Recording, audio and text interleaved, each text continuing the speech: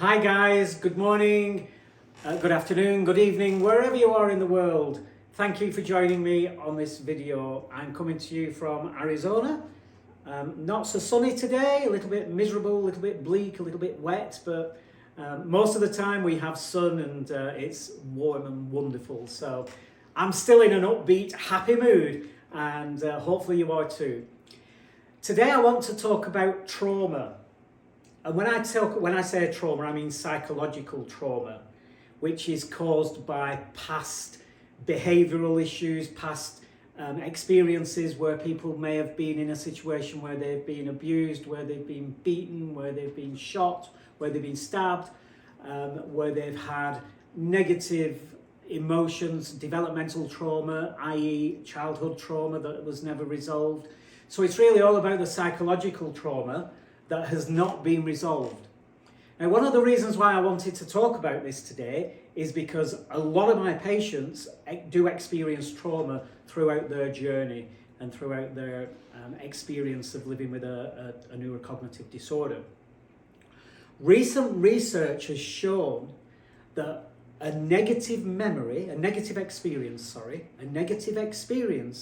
is more clear in our memory than a positive experience. So let me just say that again. A negative experience has more clarity in our mind than a positive experience. Why is that, you might ask? You might think, well, that's a bit weird, isn't it? A bit strange, a bit odd. So for that, we need to think about the brain anatomy. We need to think about how it works. And when we're dealing with trauma, we're kind of dealing with two particular types of brain function, brain area. One of them is the amygdala. And when we're born, the amygdala is pretty much already formed. It's like a tiny pea structure on both the left and the right side of the brain. And they connect to the cerebral cortex, which is the thinking part of the brain. Okay, but it takes a little bit of time for that to happen during brain development and during adolescence and stuff like that. So it takes a bit of time. The amygdala is it's the seat of your emotions and it's responsible for your fight or flight. Okay, so if you get into a situation where you fear yourself, you have to make this decision about do I fight back or do I run away? And there's a millionth of a second to make that decision. And very often, once our amygdala is healthy and working and functioning with the thinking part of the brain, you will be in a situation where you might have to think about fight or flight. And if there is a door behind you, you're going to go through it. More often than not, you will run away. Only in situations where you feel cornered and threatened will you then fight back. But the amygdala, as a child, is in charge. The amygdala is everything. It's selfish. It's akin to Freud's id. It just is. It's primitive. It's everything. It's I want, I will have. So when you see a toddler in the supermarket throwing a tantrum because mum said, no, you can't have that, that's the amygdala response. So when you see a parent reprimand the toddler, the child, it's pointless, absolutely fruitless, because the amygdala doesn't care. I don't care what you say, because it's in charge, it's in control. When we have trauma, psychological trauma, the amygdala plays a huge role in it. So when people are experiencing flashbacks, which is part of the traumatic experience, when I think about post-traumatic stress disorder, PTSD, people have flashbacks, people have nightmares, people have difficulty separating the present from the past. So the two clash, reality is out the window, the past, the present, what is it? Is it in the past, is it in the present, or where is it? Now, if anybody's seen a show called Peaky Blinders, you'll be familiar with one of the brothers and I can't think of his name, it could be Alfie, I'm not too sure. Arthur, thanks Lynn. Arthur experiences PTSD at these just strange times. He can be sat in the pub having a pint and he starts hearing bombs and people shooting, and it takes him back into, it was the First World War, I believe, so I guess he may have been at Flanders or somewhere like that. So it takes him back to that, and he starts responding and reacting to that. He gets very aggressive and very violent. And that is a classic example of how PTSD can impact on somebody at any moment in time. It can be a trigger, whatever the trigger is. And I think sometimes with Arthur, it's just a sound, a bang, a broken glass or something like that. So the amygdala responds to that. Now, sometimes the amygdala works in conjunction with our hippocampus. Now, our hippocampus is something that we focus on a great deal with people with a cognitive issue, because it's responsible for memory. It's got other jobs, other roles, but one of its key roles relates to memory and deals with memory. So you can see how the two will link, the amygdala and the hippocampus, when it comes to past experiences. So what I want us to think about is, how do we manage that? How do we support somebody through that challenge?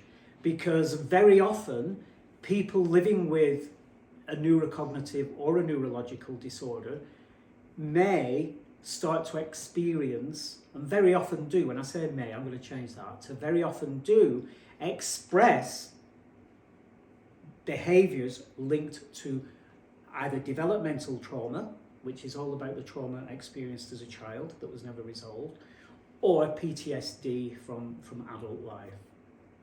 And how do you manage it? How do you deal with it? How do you work with that? There's a bunch of different therapies, and a fantastic therapy that was discovered to work really, really well with trauma, psychological trauma, is something called EMDR, which is eye movement desensitization and reprogramming. And it sounds really simple, but there's a technique to it, and there's an 8-stage process, but it's very, very effective.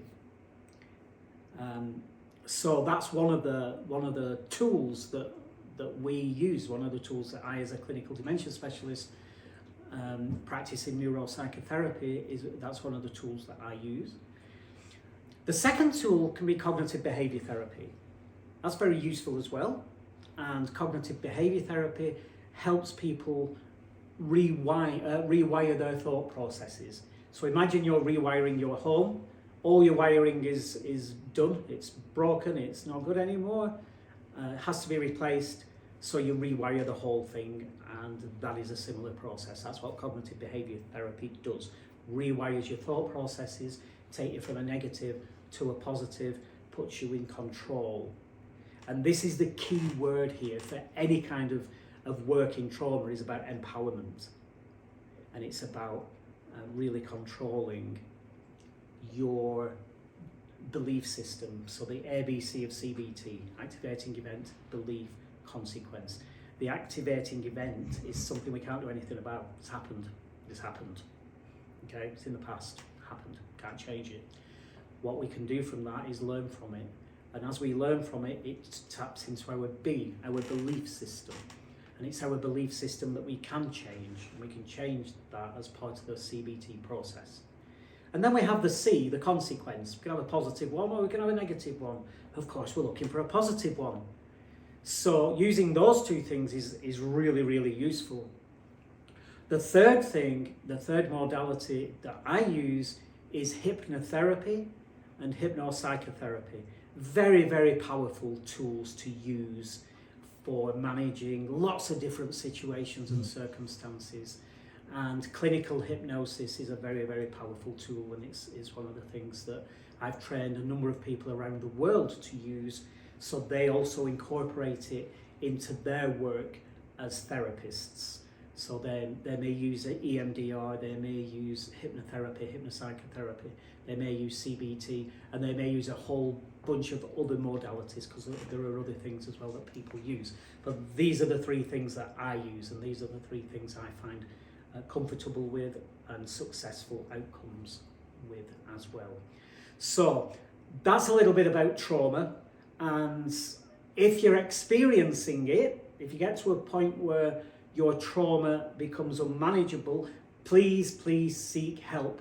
Go and see your neurologist, go and see your therapist, contact your clinical dementia specialist, reach out to somebody and get support with it, because it's something that can be treated. It's something that can be effectively managed and very often can be resolved completely. I have Lynn here with me. Good morning, good afternoon, good evening, Lynn. Hello. There we go again with her. Hello. Yes, Lynn, you've got some questions, I believe. Well, I was going to say, how come past trauma, turns up often with people living with dementia? Is it common for everyone to have some type of trauma? But why in particular, I've noticed in your practice that it's almost a common thread with the majority of your patients. Right. Is that a human experience, or is that something in particular that's unique to people living with a neurocognitive disorder? Okay, so the first part of that question is, why does that impact on people living with Alzheimer's disease or another form of neurocognitive disorder? This is because certain parts of the brain are damaged because of the biological processes of the disease. So whether it's Alzheimer's disease, Lewy body dementia, Parkinson's, vascular dementia, mixed dementia, whatever it might be, certain parts of the brain are being damaged. And if there's damage to the amygdala and damage to the hippocampus, which is very common, especially the hippocampus, then this is why people the trauma starts to surface. And it's been suppressed. It's 99% of unresolved, unaddressed trauma that has been suppressed over the years. Okay. Absolutely. So it's been suppressed, and now that there's something, let me just say, broken with the wiring of the brain, right? Something not working correctly, it allows it to surface. Right. And it's in particular, if we're working with somebody with frontal temporal lobe dementia, where the inhibitions are compromised. Once your inhibitions are compromised, there is nothing to hold you back. There is nothing to stop you from expressing and experiencing certain things. So, people might start swearing or shouting or screaming or being abusive when they have never been that before. Relatives are shocked and they say, "Oh, my mother would never use that kind of language." Well, this is because parts of the brain that are responsible for inhibition is broken, so there are no inhibitions anymore. So all these things start seeping through. And then, most of our stuff is buried at a subconscious level. When we talk about the conscious and the subconscious level, consciously 5% of all our experiences, all our behaviors, all our thoughts, all our dreams, everything in our world, our life, is about 5% conscious. 95% subconscious. It's all buried underneath the surface. So when layers are removed, then these things can start to surface and people start to experience them. And this, we're thinking about, particularly if you think about people in the 70s and 80s now, developmental trauma was very, very common as a kid. So when they were children, developmental trauma, which wasn't recognised and people didn't notice it, didn't do anything about it, was very common at that time. Children being sexually abused, and they would tell the parent, and the parent would say, "Well, stay away from there now, we won't deal with that anymore, we won't go to that relative," or whatever it is, and then it's just pushed away. It's never dealt with. So developmental trauma in particular with sexual abuse, physical abuse, and verbal, psychological abuse of children back in that time is now surfacing when they're in their late 70s, early 80s. So we're kind of addressing those issues now. And that's a good thing, because once we're addressing that developmental trauma or PTSD, whichever trauma we're addressing, it empowers the individual. It finds a resolution. They find some peace. They find some inner peace.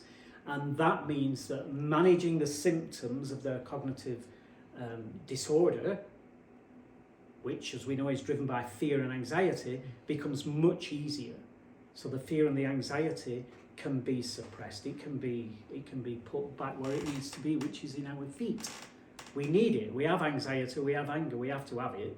It's part of living. We'd die if we didn't have it. So, but it's down in our feet. So if we want it, we can go and get it. So we don't want to ignore it when we identify something going on with our loved one or in ourselves. Exactly. We need to say something, and we need to get the right kind of guidance, because it can be addressed.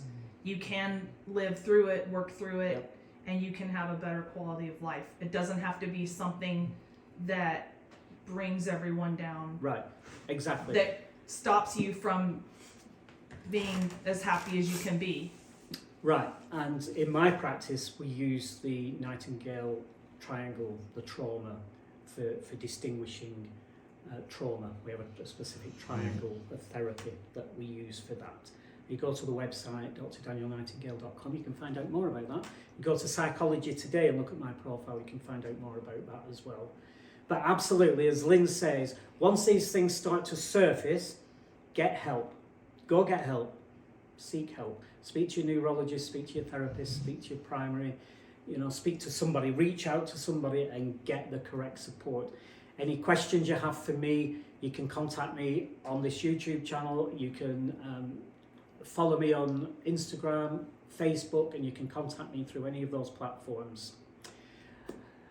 And that's it for today.